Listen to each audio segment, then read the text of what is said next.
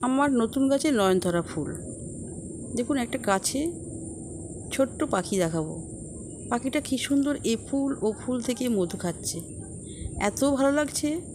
মানে না দেখলে কেউ বুঝতেই পারবে না কী সুন্দর পাখিটা। দেখুন কালো মতো ছোট্ট পাখি, আমি ছোট পাখিটাকে চিনি না।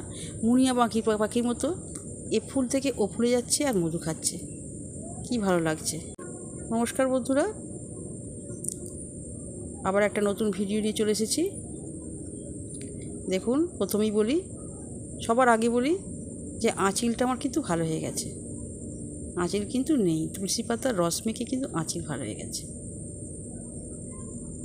আজকে রবিবার, প্রচণ্ড রোদ বাইরে, প্রচণ্ড রোদ, গরম প্রচণ্ড পড়েছে। প্রত্যেকেরই কষ্ট হচ্ছে, কবে বৃষ্টি হবে জানি না। যাই হোক, সংসারের কাজকর্ম সারা হয়ে গেছে।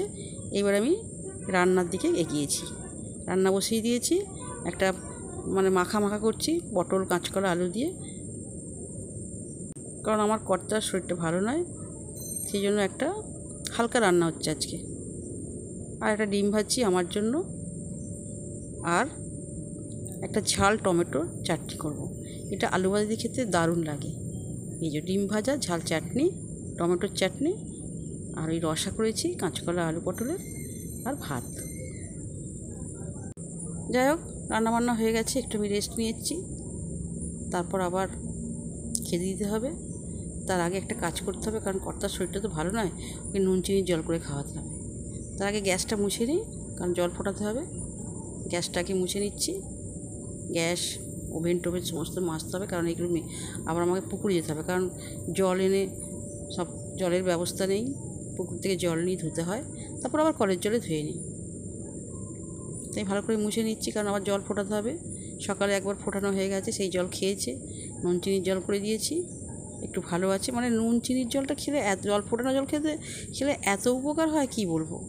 পেটের একটু গন্ডগোলে যদি জল ফোটানো খাওয়া হয়, সঙ্গে সঙ্গে পেট ধরে যায়, আমি দেখেছি। আর নুন চিনি, গরম প্রচণ্ড গরম পড়েছে, নুন চিনির জল সবার খাওয়ার দরকার। আমি তাই নুন চিনির জল করব। আগে রান্নাঘরটা পরিষ্কার করে নিই। এবার জল বসিয়ে দিয়েছি, ফুটে গেলে নামিয়ে নেব। আর একটু নুন চিনির জলও করতে শুরু করে দিয়েছি। দুবার দেওয়া হয়ে গেছে, সকাল থেকে দুবার দেওয়া হয়ে গেছে। আবার একবার দেবো, ভাত খাওয়ার আগে আরেকবার দেবো। আমারও খুব ঘাম দিচ্ছে, আমিও খাবো, প্রচুর ঘাম দিচ্ছে।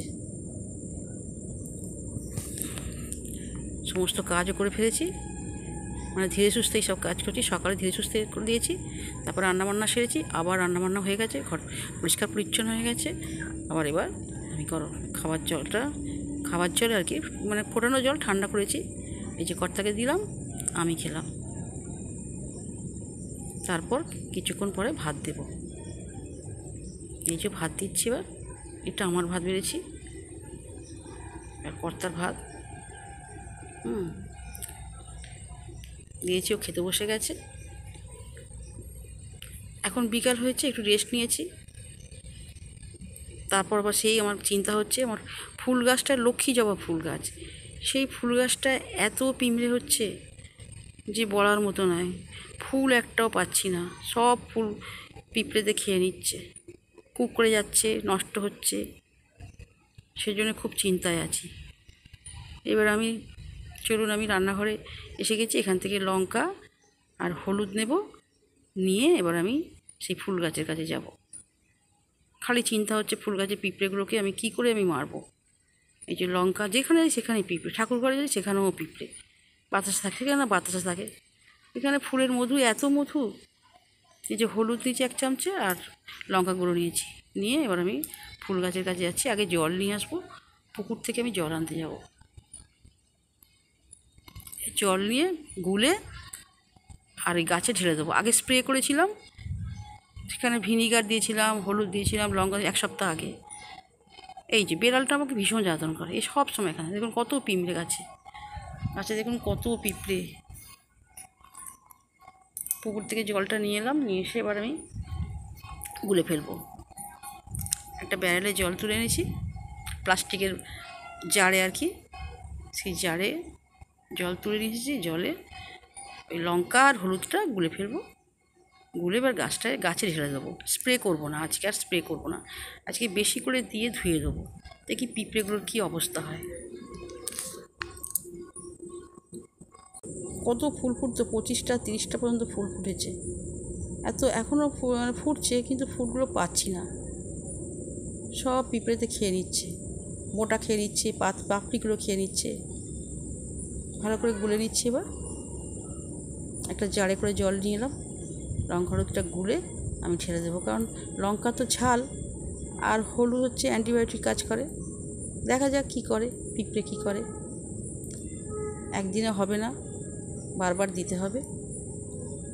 কত পিঁপড়ে দেখুন, এই সাদা, আবার এই বেড়াল আমাকে ভীষণ যত্ন করে, এখানে ঢুকে আছে আমার কাছে।